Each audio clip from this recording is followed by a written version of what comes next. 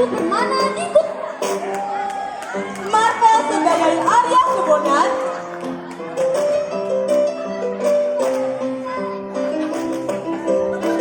Clara dan Michelle sebagai Dewi Naganingrum dan Dewi Pangenyep,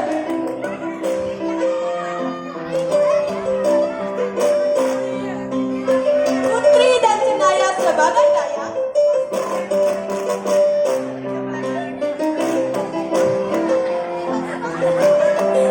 Yukendo sebagai Cium Wanara,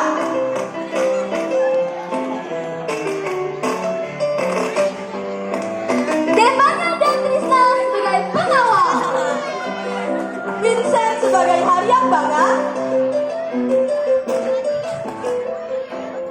Miguel sebagai Wanara atau Kerasakti. Yadio dan Cornel sebagai Ayam Cium dan Ayam Cijarum, Matthew dan Daryl sebagai orang edam dan rakyat. Dan Cheryl sebagai pengiring musik kita. Selamat menyaksikan penampilan dari kami.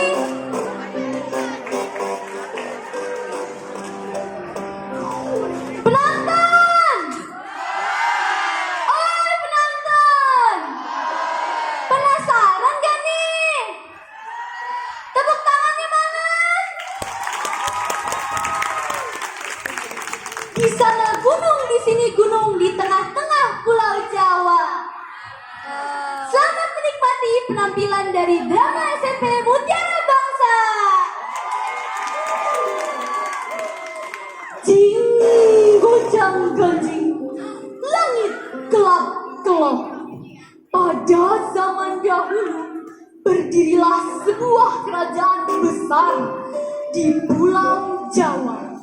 Kerajaan itu disebut Kerajaan Galuh. Kerajaan itu dipimpin oleh Raja Prabu Permana Dikusuma. Raja Prabu Permana Dikusuma memiliki 2 orang istri. Istri yang pertama bernama Dewi Naganingrum dan istri yang kedua bernama Dewi Pangenyep. Penonton! Penonton di sini ada yang mau punya 2 istri enggak? Jangan ya penonton, gak baik tuh punya 2 istri. Walah. Tapi penonton, meskipun raja memiliki 2 orang istri, raja belum memiliki keturunan. Raja sudah bertapa, memohon, tetapi tidak membuahkan hasil. Akhirnya, raja memutuskan untuk bertapa lebih lama. Dan ia memanggil menteri kesayangannya, yaitu Arya Kebonan. Arya Kebonan? Arya Kebonan? Ya Baginda. Bagaimana menurutmu tentang kata Arya Kebonan ini? Wah, alasannya menjadi seorang raja ya Baginda. Segala selalu dilayani dan selalu disegani ya Baginda. Engkau menjadi seorang raja Arya Kebonan ini? Baginda, hamba tidak bermaksud lancang. Jika benar-benar kau menjadi seorang raja, baiknya aku akan memberikan kerajaan ini padamu. Asalkan kau lakukan dengan adil dan jujur. Aku hendak pergi bertapa. Aku akan menitipkan 2 permaisuriku. Ingat, kau harus bertindak bijaksana lagi seorang raja. Sebelumnya saya mohon maaf ya Baginda. Namun jika sekiranya memang Baginda ingin menjadikan saya sebagai seorang raja di kerajaan Galuh Pakuan ini, tentu saja hamba akan melaksanakan sesuai dengan perintah Baginda. Syukurlah jika kau bersedia dan sanggup. Lengser! Siap Baginda. Mulai malam ini, dengan disaksikan oleh si Lengser, aku akan menyerahkan kerajaanku ini padamu. Namun sekarang ku ganti menjadi Raden Galuh Barmawijaya Kusuma. Lengser, segera pukul gol keputusan pada rakyat. Baik Baginda.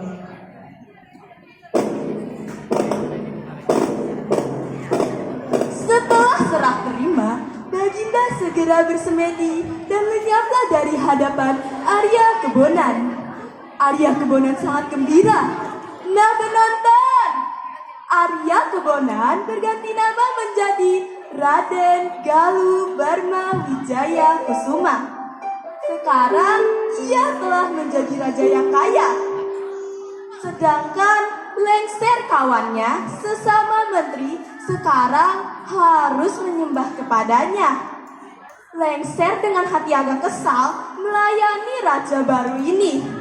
Raja Galuh Pakuan yang baru merasa dirinya berkuasa. Ia telah lupa pada pesan-pesan sang permana di Kusuma. Tindakannya sangat kejam.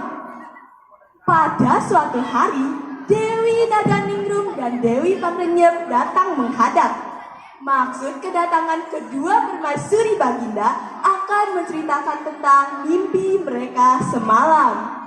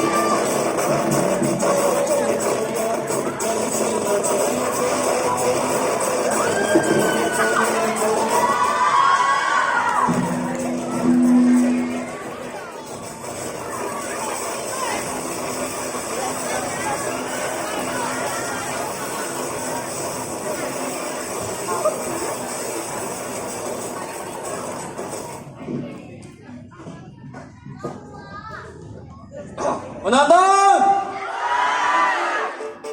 Sebelumnya, Ana mau membawakan sebuah lagu dulu nih penonton.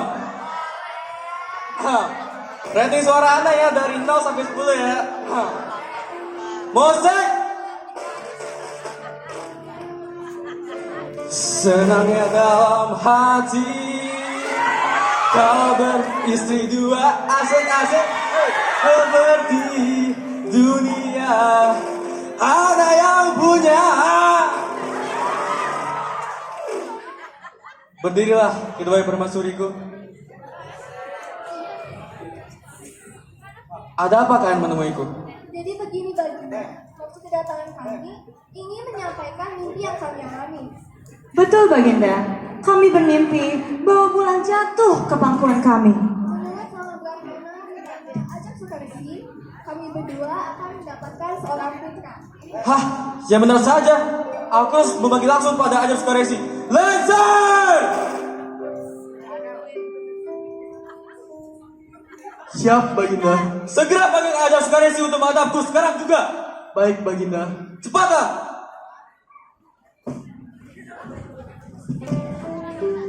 Arya Kebonan ternyata tidak terlalu suka dengan berita dari kedua ratunya. Ia akhirnya memanggil Ajar Sukaresi. Ajar Sukaresi ternyata merupakan Raja Prabu Brahmana yang telah menyelesaikan misi pertapaan. Bagaimana? Sudah kau panggil kasih Ajak Sukaresi? Sudah, Baginda. Gimana dia? Sebentar lagi dia akan datang, Baginda. Permisi, Baginda. Oh iya, Ada masalah apa, Baginda memanggil hamba ke dalam kerajaan ini? hei Ajak Sukaresi, aku memanggilmu langsung ke sini untuk menanyakan sesuatu. Apakah benar kelak kedua permaisuriku ini akan mengandung seorang anak yang akan meneruskan tahtaku? Benar, Tuanku. Laki-laki atau perempuan anak-anakku itu? Menurut penglihatan hamba yang bodoh ini, anak Anda keduanya adalah putra, Tuanku. Baiklah, setelah kau menemuiku ini, aku ingin kau kembali ke pertapaanmu dan jangan pernah menemuiku lagi. Baik.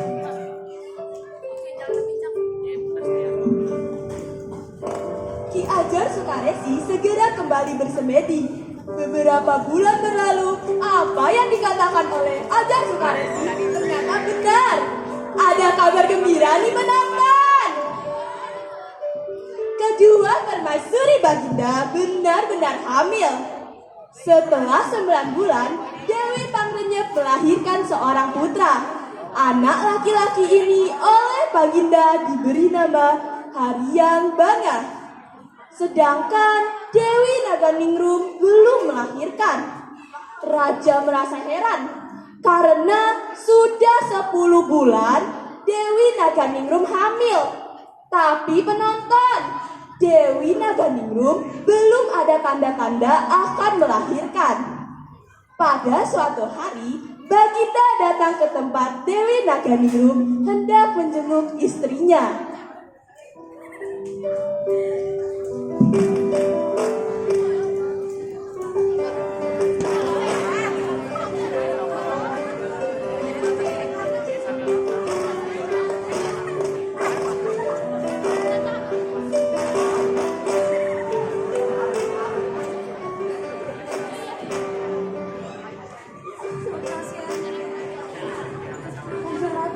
Mengapa kau bersedih?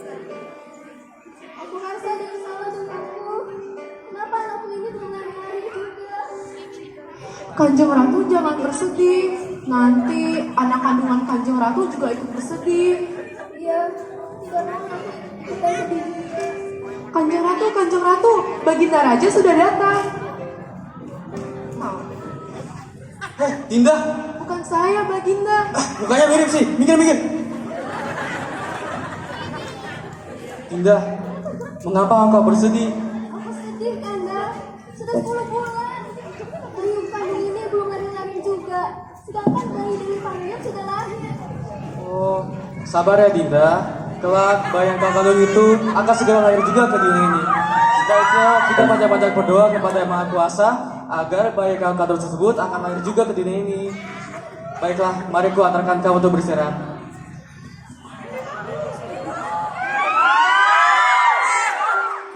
Ternyata Dewi Panghayap tidak suka melihat kedekatan Dewi Naganingrum dan Raja. Akhirnya ia memikirkan cara untuk menyingkirkan Dewi Naganingrum dari istana. Anakku. Wala, Dewi Panghayap, anakmu ini ganteng banget. Oh, terima kasih, Yodala. Loh iya, aku kan orang paling baik tuh di sini. By the way, on busway, anakmu ini umur piro? Anakku ini umur 2753 menit, Dala. Wala, susah toh ya hitungnya. Yowes, terima kasih ya, sehat-sehat yang baik.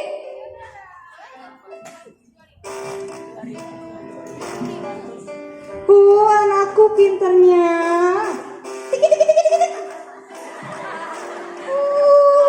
Ngeces. Bagaimana keadaanmu? Baik, Dewi Naganingrum. Anakmu ini tampan sekali ya. Namanya siapa? Namanya adalah Hari yang Bangga. Raja yang memberi namanya. Bukankah indah namanya? Iya, sepertinya Raja sangat menyukai anakku ya. Oh, tentu Dewi Naganingrum. Dewi Naganingrum, bukankah aneh kandunganmu itu? Mengapa sampai sekarang belum lahir juga? Mengapa kau mengatakan seperti itu, Dewi Panghayap? Anakku tuh anak saja. Jangan-jangan anak yang kau kandung itu adalah anak siluman. Dewi Panghayap, kau keterlaluan. Hei, cukup, ada apa ini? Pelayan, tolong pegang anakku. Jadi begini, Baginda. Hamba bermimpi bahwa anak yang dikandung Dewi Naganingrum merupakan anak setengah manusia dan setengah hewan. Bukankah ini pertanda buruk bagi kerajaan Baginda? Mana mungkin hal begitu saja kali.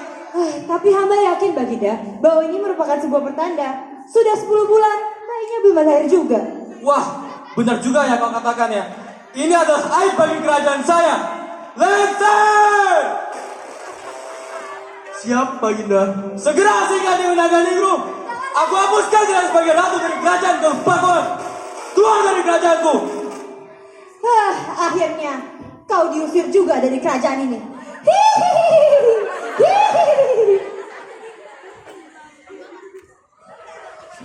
Setelah keluar dari istana, Lengser merasa tidak tenang dan bingung. Ia tidak sampai hati melihat keadaan Dewi Naganingrum. Apalagi ia ingin menyelamatkan Dewi Naganingrum. Apalagi beliau adalah ratu yang baik. Berdiri, Ratu. Ampun Ratu, saya diberitakan Baginda untuk mengasihkan Ratu. Tapi saya tidak sampai hati untuk melakukannya. Saya ada ide untuk mengasihkan Ratu. Bagaimana nanti Ratu mengambil jalan ke arah kiri? Pasti di sana ada sebuah pondok. Pasti tinggal di pondok sana akan siap untuk membantu Ratu. Terima kasih, Lengser. Kau baik sekali. Kau masih mau melindungiku dari kekejaman Baginda Prabu. Sudah menjadi tugas dan kewajiban saya Ratu untuk mengamankan keluarga kerajaan. Tapi hamba hanya akan sampai sini saja supaya Raja tidak curiga kepada saya. Tidak apa-apa, Lengser. Baiklah, hamba mohon pamit. Aduh, perutku sakit sekali. Aku mau melahirkannya. Aku mau segera ke pondokku.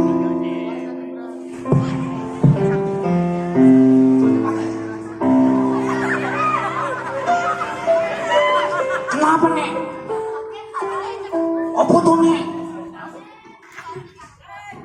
Hah, yang benar kamu nek?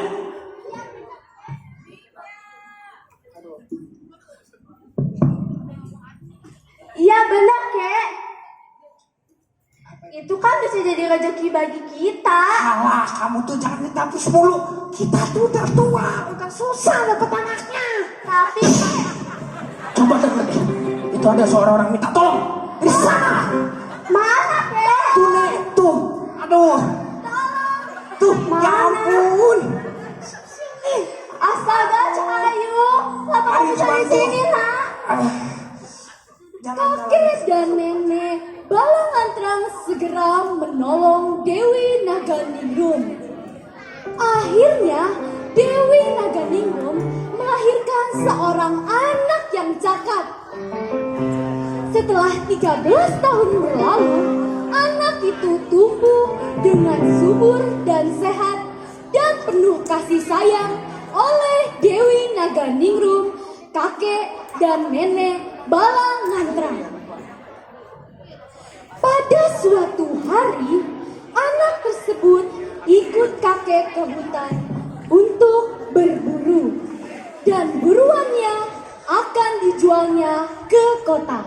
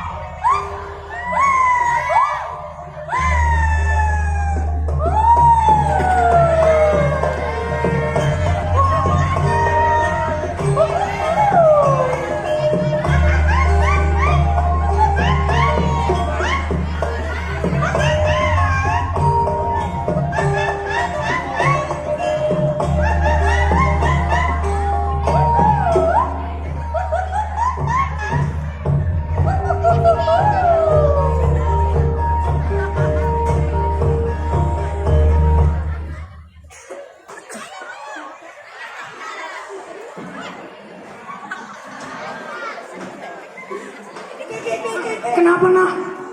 Ayam apa itu, Kek? Itu namanya ciung.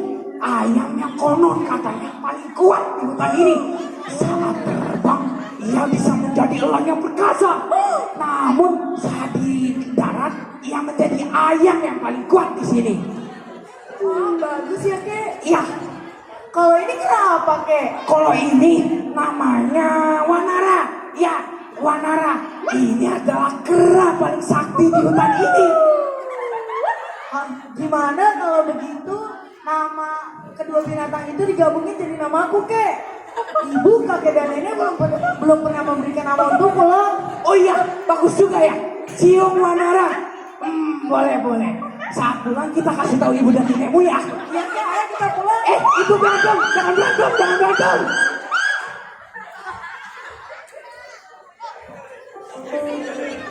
Sesampainya di rumah, Ciung Wanara berbicara dengan ibunya.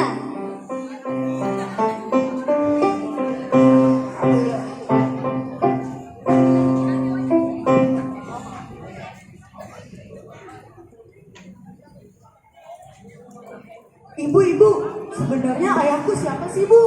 Cium, sebenarnya ayahandamu bernama Sang Pemana di Kusuma, Raja Galuh Pakuan. Ayahku seorang raja. Iya, nak. Kalau begitu, aku ingin ke istana untuk menjumpai ayah. Jika semua masalah sudah selesai, aku akan kembali untuk menyebut kakek, ibu, dan nenek. Aku pamit ya, Kek. Ya hati-hati ya nak. Hati-hati ya, nak. Makasih, Nek. Hati-hati ya, nak. Makasih, Bu.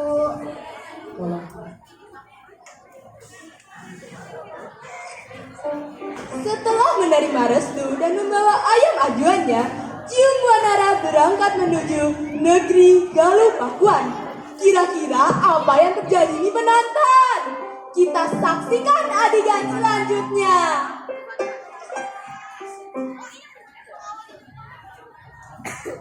Raja! Hei anak muda, jangan membuat keributan di depan istana. Nanti kalau raja mendengar ada keributan di depan istana, pasti kau akan dibunuhnya. Sampaikan kepada Baginda, aku Ciung Wanara, putra kakek dan nenek dari desa Geger Suten. Berhenti. Baik, baru.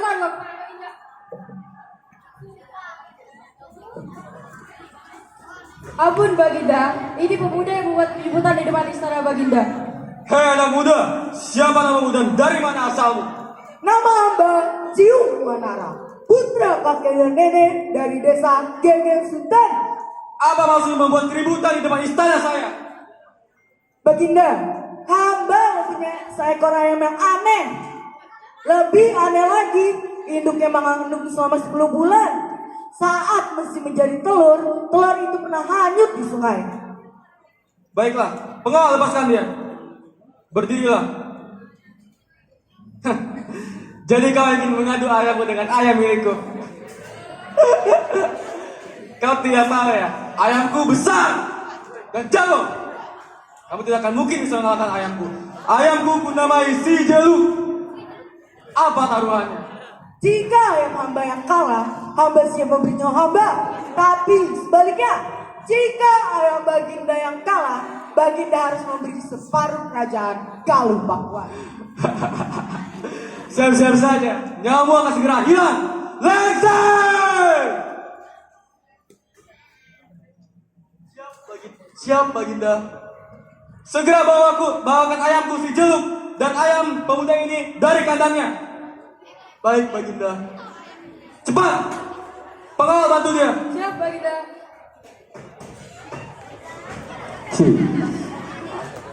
Lucu sekali kamu. Kita lihat saja siapa yang kalah. Sudah pasti nyawa Anda akan hilang. Ayamku ternyata lebih besar, bukan? Hah, Lebih besar ayamku lah. coba kita buktikan. Maju! Ayo, maju bro.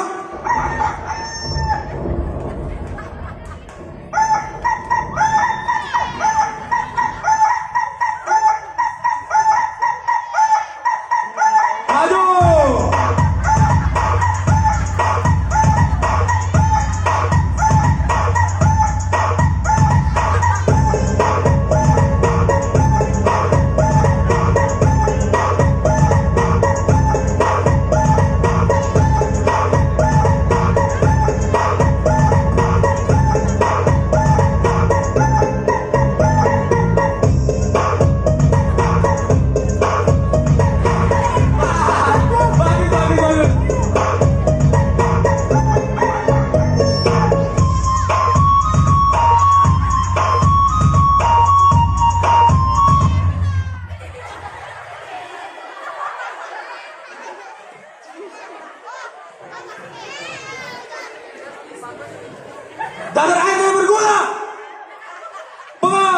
singkirkan dia dari hadapan saya.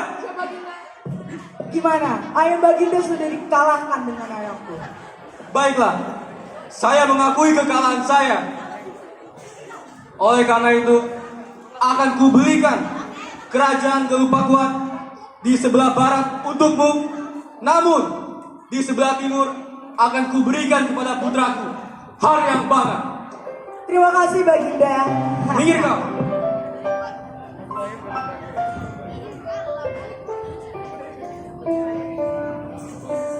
Setelah perkelahian yang seru antara ayam Ciungwanara dan ayam milik Baginda Galupakuan, ayam milik Baginda yang katanya tak pernah terkalahkan ternyata kalah, mati seketika terkena patukan ayam Ciungwanara.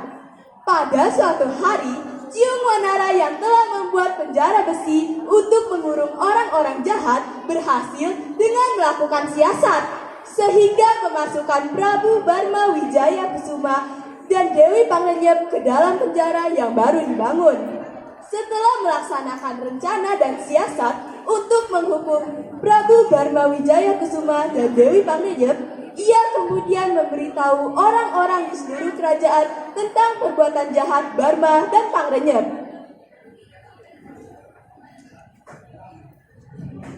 Wahai rakyat-rakyat, berkumpullah.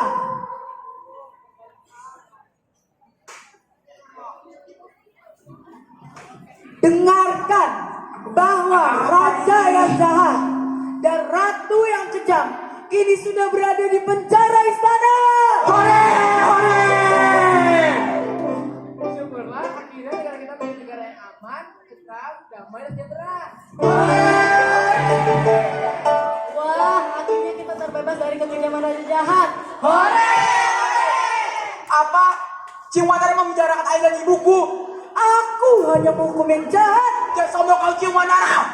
Aku adalah petarung yang hebat di sini. Coba buktikan. Ayo.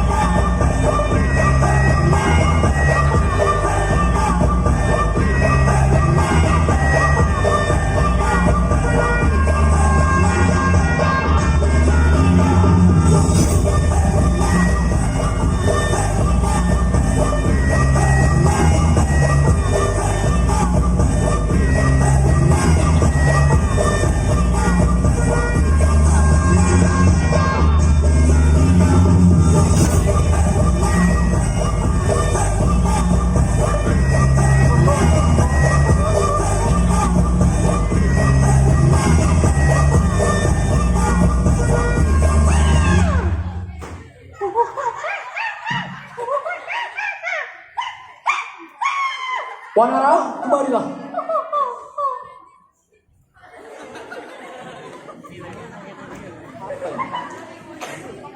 Hentikan pertempuran ini. Pamali berperang melawan saudara sendiri. Kalian adalah saudara. Kalian berdua adalah anak-anakku yang akan memerintah di negara ini. Ciungwanara di barat dan Haryambana di timur, negara baru.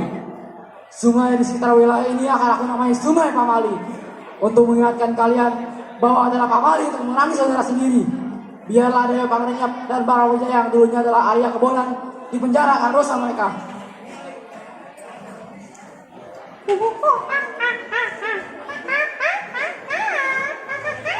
Kembalilah ke kerajaan bersamaku.